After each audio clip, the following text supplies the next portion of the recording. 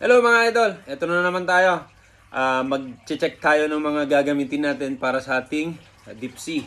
So ito yung ating overhead na reel. Tapos magdadala tayo mga idol ng isang extra kasi hindi natin alam kung anong pwede mangyari pag nandun na tayo sa spot. Kaya ito, dadalhin natin itong next save natin na 6000 series. Yung line nito ay parehas lang naman ng pounds dito sa overhead. So kapag nag-cover ito, pwede natin gamitin to. At syempre, magdadala rin tayo ng spinning rod para dito sa ating spinning reel.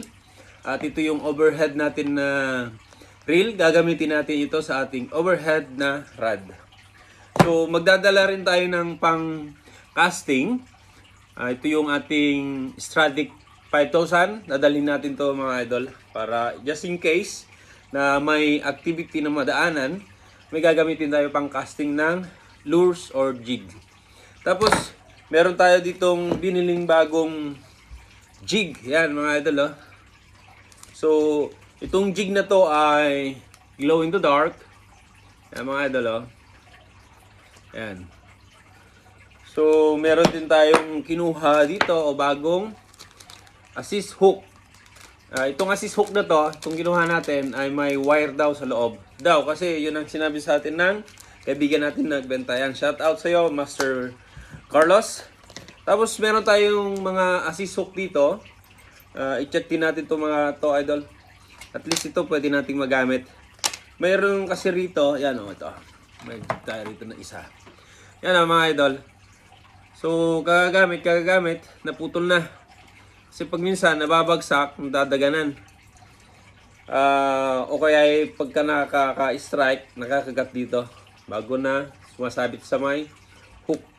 So, ito nga pala yung mga gamit natin mga idol. Ito yung mga slow fall natin. Ito yung mga pass fall. Ito pass fall din na ito eh. Fast fall din. Ito medyo slow. Ito pass. Ito pass. Yan mga idol. Tapos ito, yung ginagamit nating hook pala is number 5. Pero itong binili natin na bago, number 4. Kasi wala na silang stock. Then mag-check din tayo ng mga split ring mga idol. Saka itong ating swivel. Tingnan nyo ito mga idol. Pagka-check natin yung ating assist hook. Wala na. Pud-pud na. So, palitan na natin to. At syempre, itong mga hook, itatabi na lang natin. Ganito pala setup natin mga idol pagka na-vertical jigging tayo. Meron tayong isang hook sa taas at meron tayong hook doon sa ibaba. So, pakita ko sa inyo mga idol ha.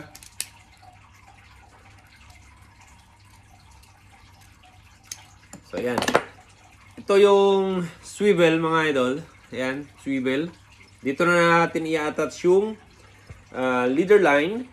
Ayan. Tapos meron tayo ritong isang assist hook. At meron din tayo rito sa may bandang ibaba. So ganyan ang setup mga idol pag nag-vertical jigging tayo. So paano mga idol? Kita-kita tayo sa ating vertical jigging. Thank you so much and God bless.